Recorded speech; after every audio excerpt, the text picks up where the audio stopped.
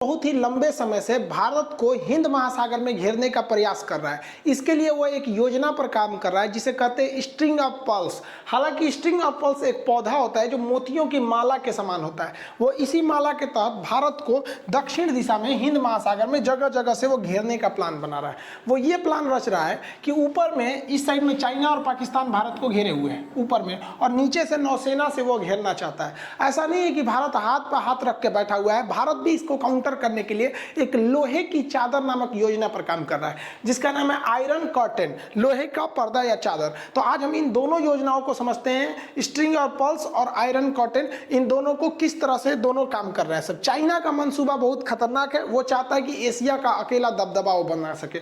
इसलिए चाइना क्या कर रहा है, वो चारों ओर नौसेना लगाकर और अपने को घेरना चाह रहा है, क्योंकि इंडिया को घेरना चाह रहा है। क्योंकि अगर देखेंगे तो ऊपर में तो चाइना है और इस साइड पाकिस्तान है, तो ऊपर से तो इंडिया इन्हीं दोनों से घिरा हुआ है। अब इस साइड में वो जगह जगह पर अपना विस्तार करते जा रहा है, इन देशों में अपनी नौसेना के पहुंच बनाते हुए, श्रीलंका यहाँ पे इधर लेते हुए इस साइड से पूरा इस तरह से भारत को घेरने के प्लान में है। तो हम एक एक करके इन सभी देशों को देखते हैं और ये समझते हैं कि भारत का जो आयरन कर्टेन है ये काम कर पाएगा कि नहीं।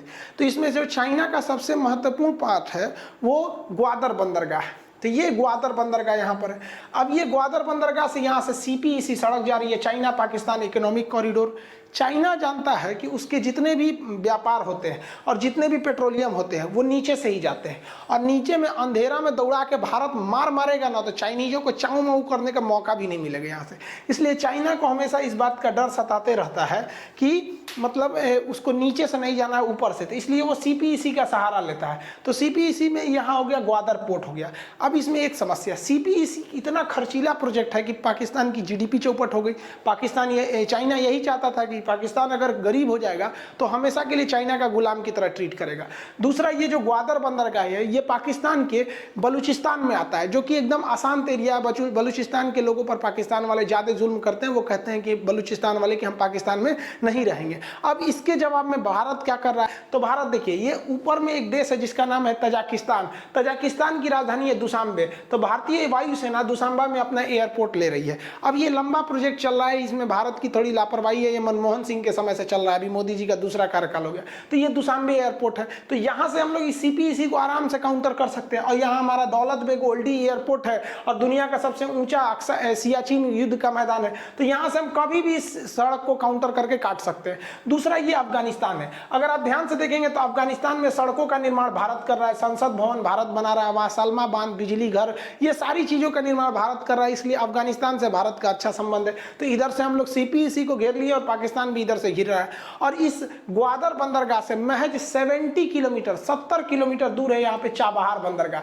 ईरान का चाबहार बंदरगाह भारत ने ले रखा है यहाँ पे कंस्ट्रक्शन और चालू हो चुका है, जबकि चाइना का ग्वादर बंदरगाह अभी चालू नहीं हुआ है, भारत का चाबहार चालू हो गया है। तो इस तरह से अगर देखेंगे तो हमको घेरने आए थे चाइना, इस साइड से अपने घिर चुके हैं, दिख रहा है यहाँ अपने घिर चुके हैं। लेकिन अभी यहीं पे बात खत्म नहीं होती है। मोदी जी ने जाके ओमान से भी समझौता कर दिया और ओमान का एक बंदरगाह है दुबका बंदरगाह, इसको भारत ने यहाँ पर ले लिया है। अब आप देखिए यहाँ पर हम लोग पाकिस्तान के ग्वादर बंदरगाह पे कई जगह से नजर रख सकते हैं। एक दुबका बंदरगाह से, एक यहाँ से चाबहार बंदरगाह से, और ये हमारा अपना द्वीप है लक्षद्वीप। लक्षद्वीप तो भारत का ही है, यहाँ से आराम से रख सकते हैं और भारत की सीमा खुद ही यहाँ तक है। तो हम लोग तो इनको अच्छा से बढ़िया से यहाँ घेर लिए हैं। तो जो चाइना के स्ट्रिंग ऑफ पर्ल्स है उसके यहाँ पर उतना खतरनाक वो साबित नहीं हो पा रहा है। भले इस डायरेक्शन में क्या है इसको अभी चर्चा करेंगे। तो ये सीपीईसी वाला एरिया यहाँ पे तो समझ में आ गया आप लोग को।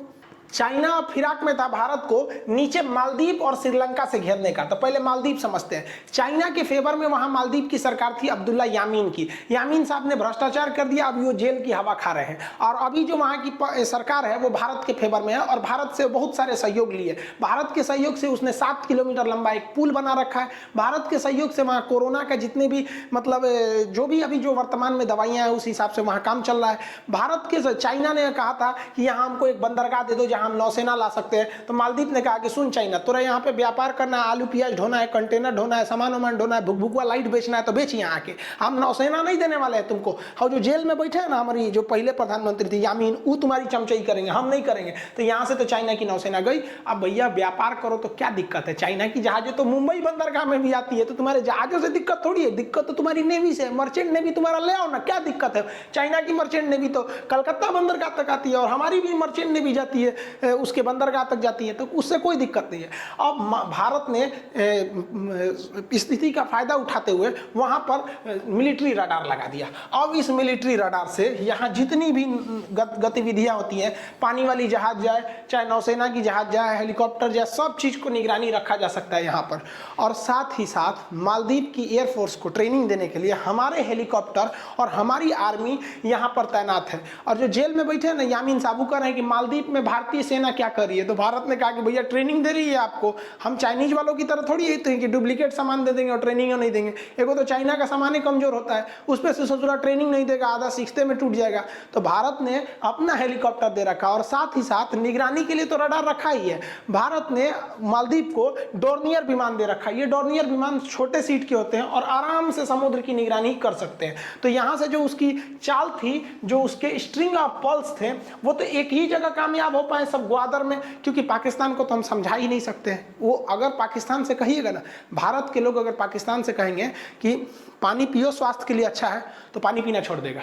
है भारत वाला बोल रहा है सब, जरूर कुछ गड़बड़ है पानी में, पानी पीना छोड़ देगा सब वहाँ पर। तो पाकिस्तान को हम लोग नहीं समझा सकते हैं, मालदीव को तो हम लोग ने समझा लिया यहाँ पर, समझ में आ गया कि नहीं आएगा। हालांकि देखेंगे तो दोनों मुस्लिम कंट्री, लेकिन उतनी ज़्यादा जिद्दी है, ईमान ये यहाँ पर। अब बात करते हैं हम लोग श्रीलंका की, तो श्रीलंका को भी हम लोगों ने मना लिया। वहाँ भी सेम कंडीशन थी। महिंद्रा राजपक्षे के समय में श्रीलंका बहुत ज़्यादा चाइना के फेवर में चला गया था, और जब उनको समझ में आया तब हो गया, चाइना ने इन्हें चूना लगा दिया। चाइना ने श्रीलंका का निचला बंदरगाह हम्बनटोटा, नक्शा के क्लास में हम्बनटोटा का हिस्ट्री पूरा डिटेल से बताए थे आप लोग को, जब कोल्ड वार चल रहा था उस समय से लेकर। लेकिन अभी की बात इस पे रहते हैं। हम्बनटोटा श्रीलंका का निचला बंदरगाह है। चाइना ने कहा कि यहाँ एयरपोर्ट बना दो और बंदरगाह बना दो, करोड़ों रुपए आएगा तुमको और हमारा कर्जा भर देना। और श्रीलंका को पता ही नहीं भाई एयरपोर्ट कॉमर्शियल जगह पे चलता है।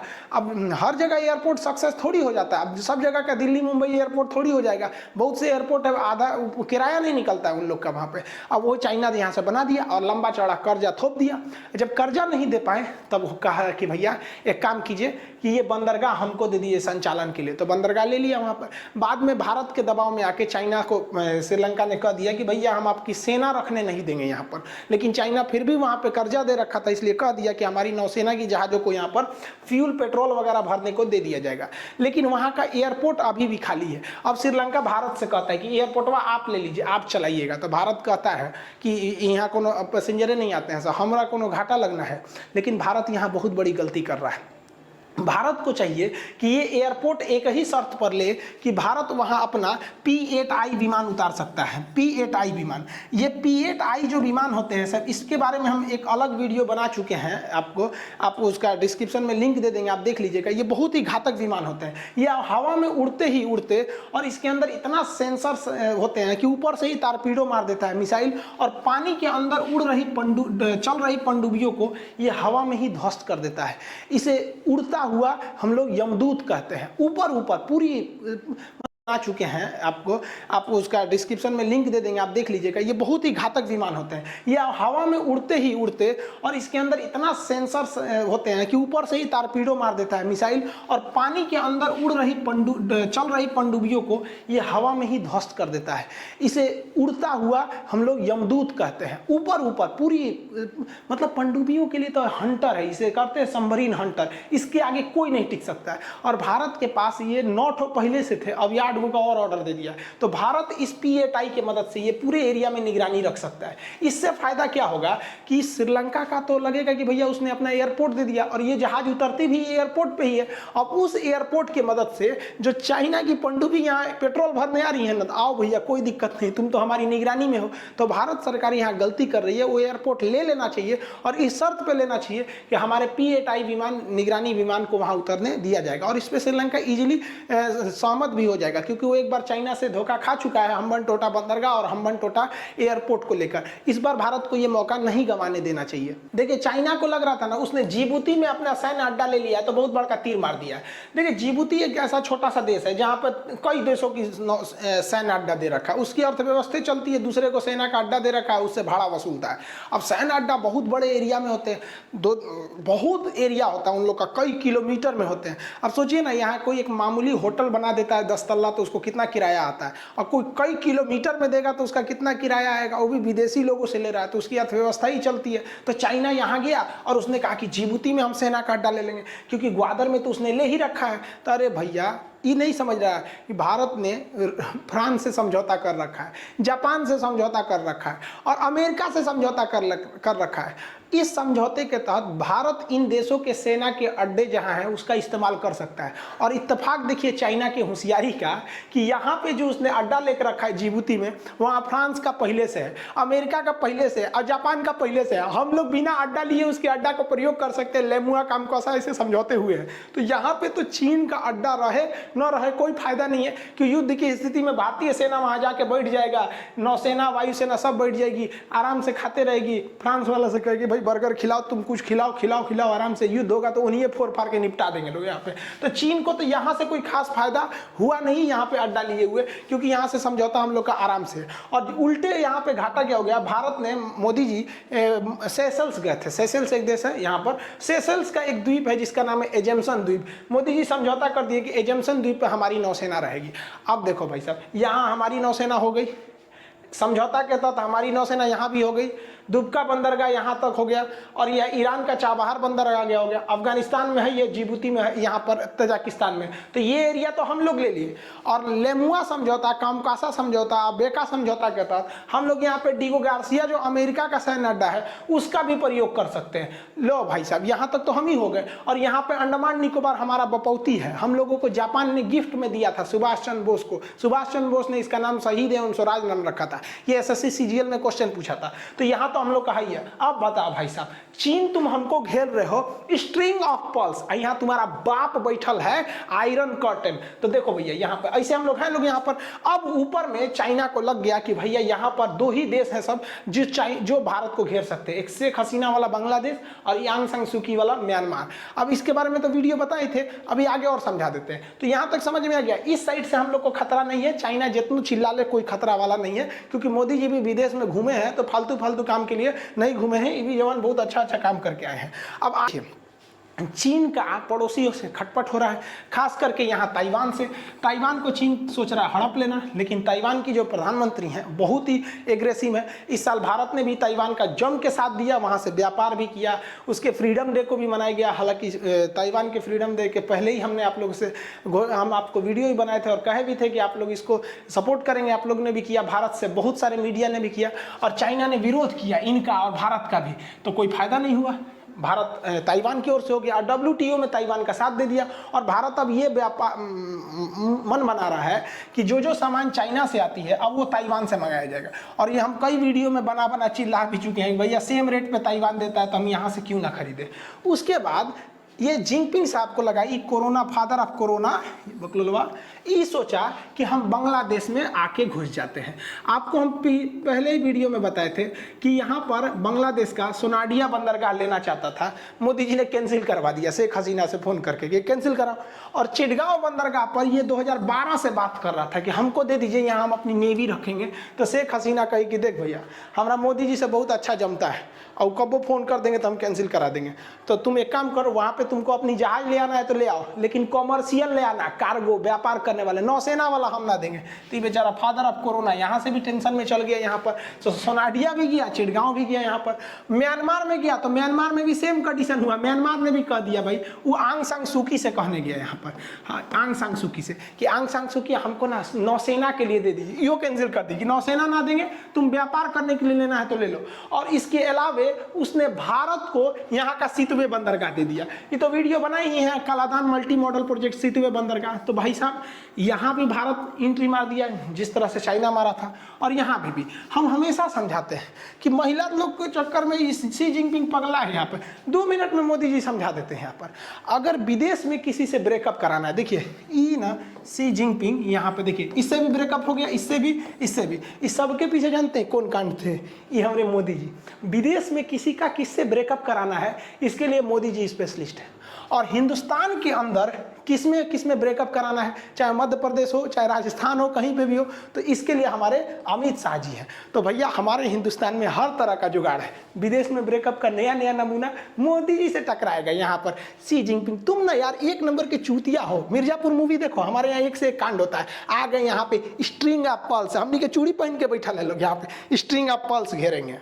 लेकिन चाइना एक बहुत ही खतरनाक कांड कर दिया, वो लाओस और कंबोडिया को घेर लिया। ये देखेंगे यहाँ पे देश, तो ये वाला जो देश है ये लाओस है। लाओस चाइना से बहुत ज़्यादा कर्जा ले रखा था बिजली घर बनाने के लिए। हम आपको इसके बारे में पहले वीडियो में समझाए थे। तो लेकिन ये बिजली घर बनाने के लिए पैसे लिए थे, लेकिन इसके डैम वगैरह उजड़ गए, कोरोना में बिजली का भी डिमांड नहीं हुआ, इस वजह से कर्जा में आ गया, जिस वजह से इसके बिजली घर पे चाइना का अधिकार हो जाएगा। और चाइना ने कंबोडिया को इतना ना कर्जा दे रखा है कि कंबोडिया के नीचे एक बंदरगाह है जिसका नाम है रीम बंदरगाह। तो रीम नेवल बेस को चाइना ने ले लिया है और ये ज़्यादातर 90% चांसेज ले लिया है।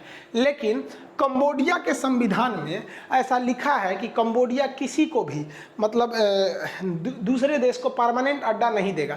लेकिन कंबोडिया यहाँ पे दे रहा है इनडायरेक्टली, क्योंकि कंबोडिया जो है पूरी तरह कर्ज के जाल में घिर गया है। अब ये चाइना का अगला प्रोजेक्ट क्या होगा, देखिए कि वो कंबोडिया की रीम बंदरगाह को तो अपना नेवल बेस बना लेगा और यहाँ से एक सड़क ले जाएगा और इसके ऊपर लाओस इसको बोल नहीं पाएगा, क्योंकि लाओस ऑलरेडी कर्जा में घिरा हुआ है, और ये जोड़ देगा अपना यहाँ पर इस एरिया में। अब यहाँ से दिक्कत क्या है कि ये अरुणाचल प्रदेश यहाँ से करीब पड़ता है, तो यहीं से वो अरुणाचल प्रदेश को देख सकता है, यहाँ से लॉजिस्टिक सपोर्ट से वो रीम बंदरगाह पर आ सकता है। तो भारत यहाँ पे कहीं ना कहीं गलती कर दे रहा है। तो वो रीम बंदरगाह से इस एक और फायदा है चाइना को कि ये आसियान जो देश है, इस आसियान में 10 देश आते हैं सब आपको, Myanmar, Thailand, Laos, Cambodia, Vietnam, Malaysia, Singapore, Indonesia, Brunei, Philippine, ये 10 देश आते हैं। इन 10 देशों में सेंटर में आ जाता है आपका कंबोडिया और उसका रीम बंदरगाह। इसलिए ये स्ट्रेटेजिक रूप से महत्वपूर्ण है। लेकिन चाइना के इस कदम से अमेरिका भी एकदम नाराज है और अमेरिका कहीं ना कहीं यहाँ पर कंबोडिया के अंदर एक गृह विद्रोह करा सकता है, क्योंकि वो संविधान के खिलाफ जाके काम नहीं करेंगे। लेकिन उसका संविधान में लिखा हुआ है कि किसी को परमानेंट बेस नहीं देगा, तो इसको भाड़ा पे दे देगा 10 साल के लिए, 20 साल के लिए, तो परमानेंट थोड़ी कहलाएगा। अरे 99 साल के लिए भी दे दिया तो परमानेंट थोड़ी कहलाएगा, वो तो लीज कहलाएगा वहाँ पर। तो ऐसा संविधान में है वहाँ पर। लेकिन फिर भी कंबोडिया का झुकाव जो है ना वो इसके साथ, चाइना के साथ ज़्यादा है। लेकिन यहाँ भारत के साथ एक प्लस पॉइंट है, इसको लेकर, वियतनाम को लेकर। वियतनाम हमेशा चाइना के खिलाफ में रहता है। अब भारत के पास मौका है वियतनाम को अपने फेवर में लेने का।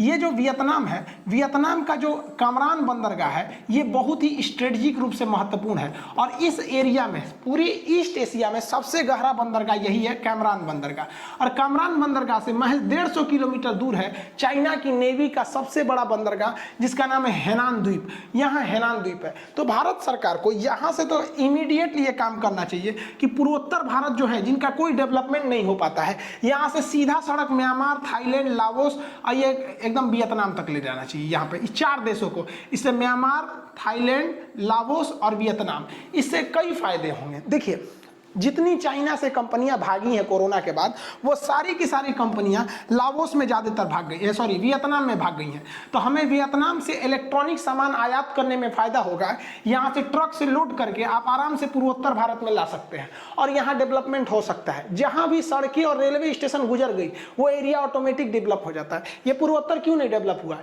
क्योंकि इंडिया के लोगों को इधर जाने की ज़रूरत नहीं पड़ती। अगर आपको ये जाना है तो इधर ही जाना है, दिल्ली, पंजाब, हरियाणा, राजस्थान, गुजरात, इधर नहीं है। तो इसका डेवलपमेंट और बेहतरीन ढंग से होगा। और अगर हम कैमरान बंदरगाह यहाँ से ले लिए तो यहाँ से सीधा कनेक्टिविटी हो जाएगी और यहाँ इसके मेन एरिया पे हम लोग हमला कर सकते हैं। तो जो चाइना सपना देख रहा है कि ग्वादर में पहुँच के इधर से हम हमला करेंगे, अरे भैया उसी का काउंटर पार्ट हम यहाँ से पहुँच के कैमरान में, तुम्हारे इधर हांगकांग का एरिया एकदम करीब है, यहाँ से तुमको एरिया पे हम हमला कर सकते हैं। इसके अलावे जिस तरह से हम लोगों ने म्यांमार को, पनडुब्बी को लीज पर दिया है, उसी तरह वियतनाम को भी हम लोगों को हथियारों को लीज पे देना चाहिए। और इसके पेट्रोल को निकालने नहीं देता है चाइना, कहता है कि मेरा एरिया, और बेचारा ये कमजोर है। तो वियतनाम हमसे रेडी भी हो सकता है, क्योंकि वियतनाम से हम ये कह सकते हैं कि पेट्रोल तुम्हारा चाइना पूरा ले जा रहा है, तुम हमको दे दो, 50% निकाल के तुमको दे देंगे और 50% हम वापस ले आ देंगे। और हम लोग से थोड़े ना चाइना अझुराएंगे, जो वियतनाम से छोटा मोटा देश से अझुरा जा रहा है। तो भारत को ये काम जल्दी से जल्दी करना चाहिए। दूसरी, इस सड़क का एक सेकेंड पार्ट को हम लोग को नीचे से सिंगापुर तक ले जाना चाहिए। अब सिंगापुर बहुत ही ज़्यादा डेवलपमेंट है।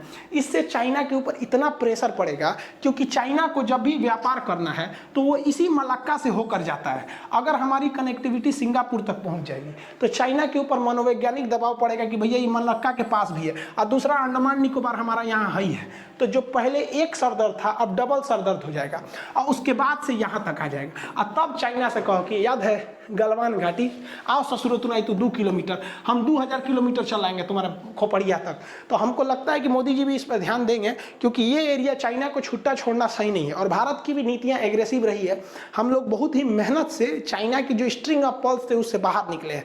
अभी मेन थ्रेट 2 ही जगह से, एक ग्वादर से है क्योंकि पाकिस्तान हमारी बात नहीं सुनेगा, और दूसरा ये आपका रीम बंदरगाह से, क्योंकि ये चाइना ऊपर से सड़क बना के लेके चलाएगा लाओस के रास्ते से, तो दिक्कत हो जाएगा। और हमारी सड़क रहेगी तो फिर दिक्कत नहीं होगा, अगर सड़क लाते भी हो तो हम भी वहाँ से पहुँच जाएंगे।